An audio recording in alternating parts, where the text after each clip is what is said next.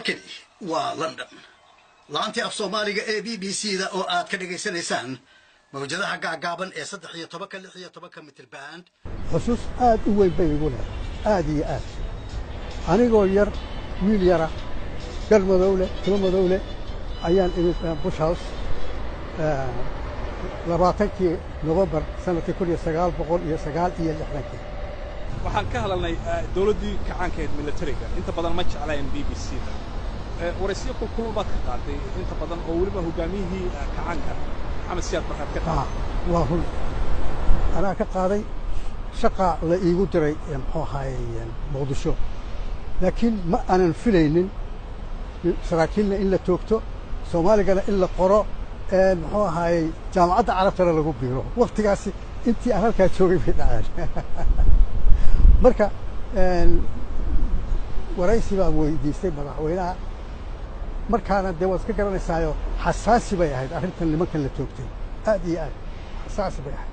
marka nin madaxweynaha oo arrintaa ka hadli karayay markaas ma jirinba xataa maxamed ziyaad barre qulladiisa dhibaatay ku ahayd baan u malaynayaa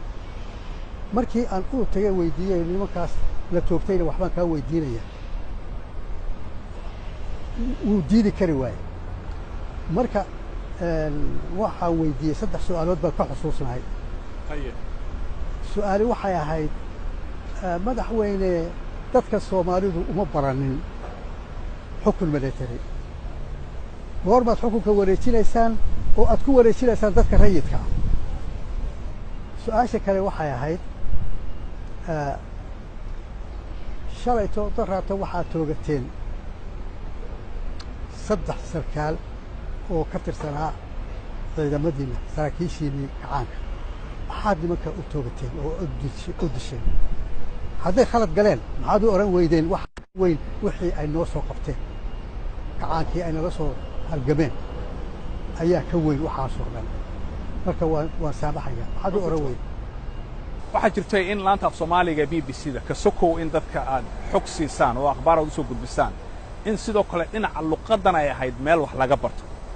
erayo badan oo aad curiseen oo adigu ku dhaada samaysay baa jira waxaan ku ereyga aan bilaabay inaan tarjumo oo Soomaali aan ka dhigo wuxuu ahaa the Commonwealth waxa weeye dalalkan maaragtay Ingiriisku madaxda ka yahay ee isu tagay Asia Africa kale marka waxaan iri taas barwaaqa sooran baan u bixiyay waxa kale oo jiray erey isna aad u fiicnaa oo yaani dalalka Latin America iyo bariga dhexe iyo Europe waxa bariga gilgilay waxa weeye waxaan la yiraahdo mukhaadaraadka duraagada marka diraagadii maxay noqotay Soomaali maxay noqotay dad badan oo baa ku dhageysanaya aan af Ingiriisiga garanaynin marka waxaan iri war maxay idin la tahay haddaan idhaaho maandooriyaha